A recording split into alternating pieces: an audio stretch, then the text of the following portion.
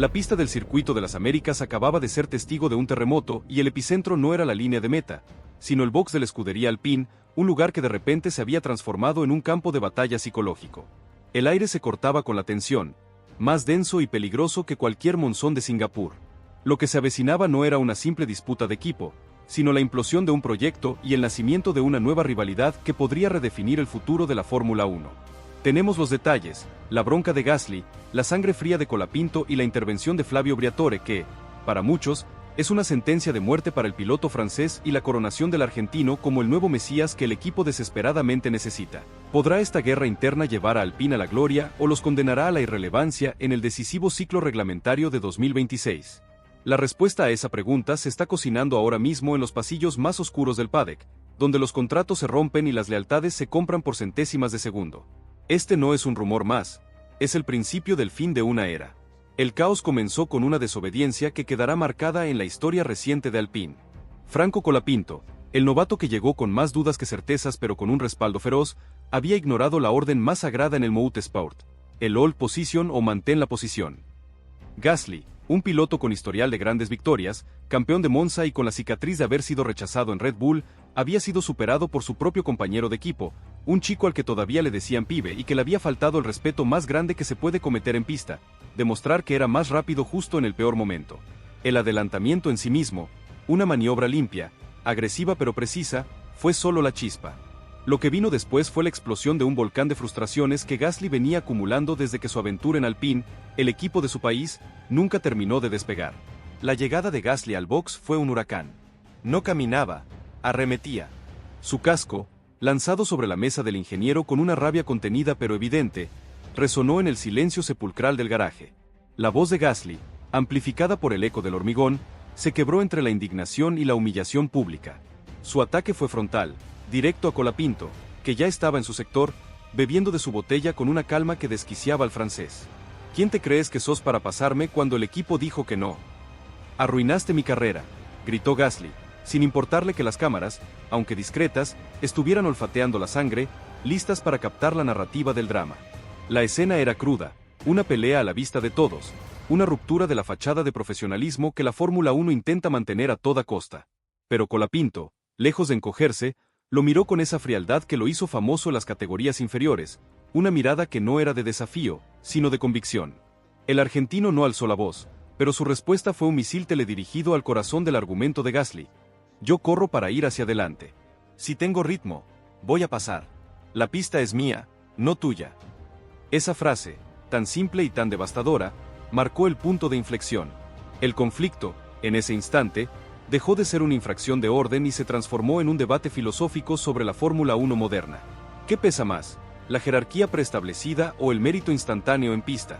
Gasly, defendiendo el viejo código no escrito, el que dice que el piloto con más experiencia, el que tiene un contrato más grande o una trayectoria más larga, tiene prioridad, un código que le costó a Ayrton Senna años romper con Alain Prost y que marcó la era de Ferrari con Michael Schumacher y Rubens Barrichello, donde el brasileño fue relegado constantemente para proteger el estatus del alemán. Gasly lo empujó con el dedo en el pecho, su voz subiendo de tono. Te crees el héroe del equipo porque la gente te aplaude. Estás verde todavía, pibe. En la fórmula aún se respeta la jerarquía.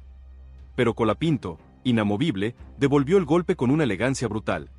La jerarquía se gana en pista, no con órdenes por radio. Ese fue el tiro de gracia. La declaración fue un recordatorio público de la falta de ritmo que había mostrado Gasly, y todo el box lo sabía. Los mecánicos, los ingenieros, todos habían visto el mismo dato en sus pantallas. Colapinto era más rápido, estaba cuidando mejor sus neumáticos, y tenía más posibilidades de conseguir esos valiosos puntos que Alpine, hundido en la zona media de la tabla, necesitaba como el aire. El daño ya estaba hecho. La ruptura era total.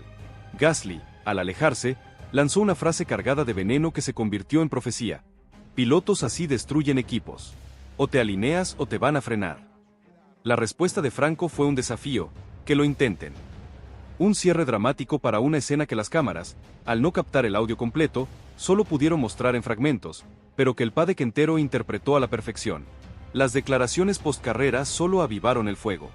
Gasly se mostró como el defensor del equipo, el que prioriza la estructura. Colapinto, en cambio, fue el ariete. Yo no corro para cuidar egos, corro para adelantar. Si el equipo duda de eso, Entonces el problema no soy yo. La frase se volvió viral instantáneamente, especialmente en Latinoamérica, donde la gente vio en Colapinto no solo a un piloto, sino a un guerrero que se atrevía a desafiar al establishment europeo. La narrativa se polarizó. Gasly era el piloto que necesitaba órdenes para sobrevivir, Colapinto, el talento indomable. Esas palabras, más allá de la polémica inmediata, desnudaron la estrategia de Alpine. El equipo francés, que históricamente ha luchado por encontrar una identidad ganadora tras la era Renault-Alonso, había invertido mucho en Gasly como el héroe nacional. Pero la realidad de la pista, sumada a la ambición de Colapinto, demostraba que esa apuesta no estaba funcionando. El liderazgo emocional del equipo, ese intangible que influye en la moral del garaje y en la toma de decisiones, se había trasladado irreversiblemente a Colapinto. La noche que siguió al escándalo, Briatore no durmió por preocupación, sino por estrategia. El italiano sabía que Alpine intentaría disciplinar a Franco, frenar su impulso para mantener una paz ilusoria. Pero Briatore se adelantó con otra filtración a la prensa. Ni se les ocurra sancionarlo. Si lo hacen, yo mismo muevo el tablero. El mensaje era claro. Briatore no solo defendía a Colapinto, lo estaba protegiendo para moverlo. ¿Estaba Briatore preparando a Colapinto para el asiento que se abriría en Mercedes? ¿O tal vez en Audi para su entrada triunfal en 2026? Los rumores de fichajes se dispararon. Se hablaba de un posible regreso de Briatore a la cúpula de un equipo, quizás para un proyecto con Audi, y Colapinto, el piloto que desafía la autoridad, era la pieza central de ese nuevo puzzle. La guerra se trasladó de la política interna a la técnica. Dentro del box, los ingenieros comenzaron a dividirse. El lado de Gasly, históricamente más afín a la dirección conservadora, empezó a dudar de las prioridades. El lado de Colapinto, impulsado por la energía de Briatore y la popularidad del argentino, se volvió más audaz en sus elecciones de puesta a punto y estrategia. Se rumoreaba que el equipo de ingenieros de Franco estaba probando configuraciones más agresivas y arriesgadas en cada gran premio, mientras que el equipo de Gasly se mantenía en la zona de confort. Esta división técnica era un presagio funesto para Alpine. Con las regulaciones de 2026 a la vuelta de la esquina, el desarrollo de la nueva unidad de potencia y el chasis requiere una cohesión total. La guerra interna, sin quererlo, estaba poniendo en peligro el futuro a largo plazo de la escudería francesa. Si dos pilotos tiran de la manta en direcciones opuestas, el desarrollo del coche se ralentiza, se confunde, y en la Fórmula 1, eso se traduce en una pérdida de centésimas que cuesta millones.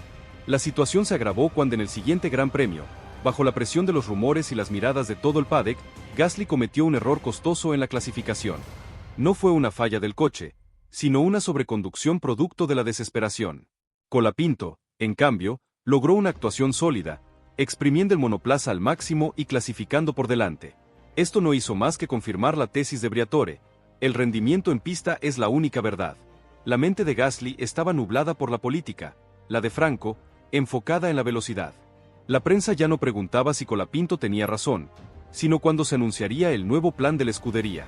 El escándalo en Estados Unidos fue solo el catalizador de una crisis que se venía gestando desde la adquisición del equipo por parte de Alpine, que nunca logró replicar los éxitos de Renault. La escudería, una mezcla de orgullo nacional francés y ambición frustrada, necesitaba un golpe de timón, un líder que inyectara sangre nueva. Gasly, a pesar de su talento innegable, se había convertido en un símbolo de la mediocridad de la zona media, un piloto que, si bien puede ganar en circunstancias excepcionales, no es el líder que construye un proyecto de campeonato mundial. Colapinto, en cambio, con su actitud desafiante, era la encarnación del hambre de victoria, la misma que en su momento Briatore vio en un joven Alonso que no dudó en chocar con Schumacher. La presión de Briatore surtió efecto. En las oficinas internas de Alpine, la idea de sancionar a Colapinto fue descartada. El riesgo de un suicidio mediático era demasiado alto. Tocar al argentino era declarar la guerra a los fans, a los medios y, lo peor de todo, a la figura más influyente en la política de fichajes. Gasly, al intentar exigir acciones, solo consiguió cavar más profundo su propia tumba. En un enfrentamiento final a puerta cerrada, con la presencia de Briatore, Gasly estalló: ese pibe es una bomba de tiempo. Nos va a destruir desde adentro. A lo que Briatore, sin inmutarse, respondió: él no va a destruir nada. Él va a construir ganadores. Lo que destruye equipos es el miedo. Y vos vivís con miedo a que te pasen. La frase fue la estocada final, el fin de la autoridad moral de Gasly. El ultimátum de Gasly, o el cambia o yo me voy, fue respondido por Briatore con una frialdad que resonó en toda la fábrica. Puertas sobran en esta categoría. Si querés irte, adelante, nadie te va a extrañar. Esta respuesta fue un reconocimiento tácito de que Alpine ya no veía a Gasly como insustituible. El equipo, empujado por Briatore y la fuerza de la opinión pública, comenzaba a inclinarse hacia la renovación de Colapinto para 2026. La pole position no era un puesto en la parrilla, sino un asiento asegurado en el futuro. La figura de Colapinto creció de manera brutal. El incidente se transformó en un mito fundacional. Ya no era visto como un novato rebelde, sino como el líder natural que el equipo necesitaba. Los informes internos, a los que Briatore tuvo acceso y se encargó de filtrar estratégicamente, mostraban que mientras Gasly pedía protección, Colapinto pedía velocidad. El argentino estaba exigiendo mejoras en el simulador, cambios en la comunicación de carrera y una estrategia más agresiva, el perfil exacto de un futuro campeón. Este contraste, entre el piloto que busca refugio y el que busca pelea, fue el que abrió los ojos a la cúpula. La noticia de que Alpine evaluaba la renovación de Colapinto para 2026 explotó como una bomba. No había una firma, pero el mensaje era tan fuerte como cualquier comunicado oficial. Las redes ardieron de apoyo, la ilusión en Latinoamérica se disparó. Gasly, por primera vez, guardó silencio. La batalla ya no era por una posición en la carrera, sino por la relevancia, y él la estaba perdiendo estrepitosamente. Colapinto, sin proponérselo, se había convertido en el corazón del proyecto, mientras Gasly era relegado a un mero recuerdo. La guerra por la jerarquía en Alpine es un microcosmos de lo que sucede en toda la Fórmula 1. La vieja guardia de pilotos, aquellos que dependían de la obediencia y la estructura de equipo, está siendo reemplazada por una nueva generación de talentos impacientes que exigen ser juzgados únicamente por su rendimiento. Es una Fórmula 1 más meritocrática, más despiadada y más emocionante. Este conflicto interno no solo afectará a Alpine, sino que podría influir en las decisiones de fichajes en otros equipos grandes, especialmente aquellos que buscan un piloto con carácter para el crucial cambio reglamentario de 2026, donde la capacidad de un piloto para empujar el desarrollo del coche será más importante que nunca. La decisión de Briatore de apoyar incondicionalmente a Colapinto, incluso a riesgo de fracturar a Alpine, es una jugada maestra. Al hacerlo, está posicionando al argentino no solo como el futuro de la escudería francesa, sino como un talento libre y codiciado para el resto del paddock. Si Alpine no le da a Franco el coche que necesita, Briatore se encargará de que lo tenga en otro lado. Es una garantía de futuro, un blindaje que pocos pilotos novatos pueden presumir. La confrontación en el box de Austin no fue un final, sino el inicio de una nueva era en Alpine. Gasly tendrá que luchar por cada centésima, no solo contra los rivales, sino contra la sombra cada vez más grande de Colapinto. El francés, con su historial de grandes momentos y un contrato que lo ata al equipo por un tiempo, tiene ahora una presión sin precedentes. Su rendimiento en las próximas carreras será analizado con lupa, y cualquier error será interpretado como una confirmación de su declive. Por otro lado, Colapinto deberá mantener la calma, seguir demostrando su velocidad y, sobre todo, no sucumbir a la política interna que intentará frenarlo.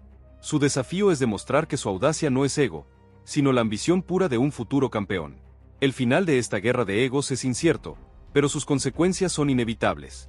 Alpine está a punto de tomar una decisión que definirá su destino: elegir la paz y el estancamiento, o el caos y el potencial de la victoria.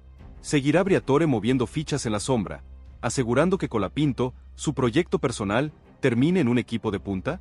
¿O logrará Gasly, el campeón de Monza, revertir esta situación y demostrar que la jerarquía, a veces, vale más que la velocidad pura? Lo único seguro es que el paddock de la Fórmula 1 ya no es el mismo desde aquel estallido en Estados Unidos. El fuego apenas comienza. El silencio en el box después de la partida de Gasly, una ausencia cargada de significado, le dio a Franco el tiempo para procesar la magnitud de lo ocurrido. No era solo una victoria de posición, sino una victoria política y moral que lo catapultaba al centro de la atención mundial. El gesto de Briatore, un guiño sutil en el pasillo, un asentimiento de cabeza, valía más que 10 comunicados de prensa. Colapinto, que había soñado toda su vida con este momento, con la oportunidad de demostrar su valía, sabía que la Fórmula 1 le había presentado un examen crucial y lo había pasado con matrícula de honor. El argentino ahora cargaba con una responsabilidad enorme, la de ser el símbolo de la rebelión, el representante de una generación que no pide permiso para ser rápida. Su desafío ya no era solo pilotar, sino gestionar la presión mediática, la política de equipo y, lo más difícil de todo, la hostilidad interna de un compañero y un sector de la escudería que aún lo veía como una amenaza. ¿Será Colapinto el piloto que finalmente saque a Alpine de la mediocridad? ¿O se convertirá en otra víctima de las guerras de poder de la Fórmula 1? Solo el tiempo y la pista, la única verdad en este deporte, lo dirán.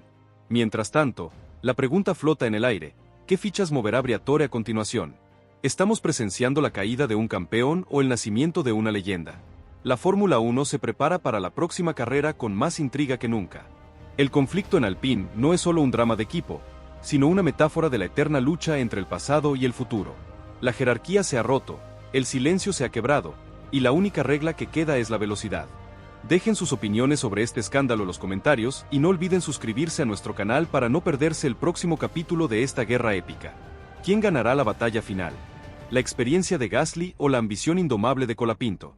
La respuesta está a punto de ser escrita en el asfalto. El eco de la frase de Briatore, si querés respeto, ganátelo en pista, se había incrustado en la mente de Gasly como un dardo envenenado.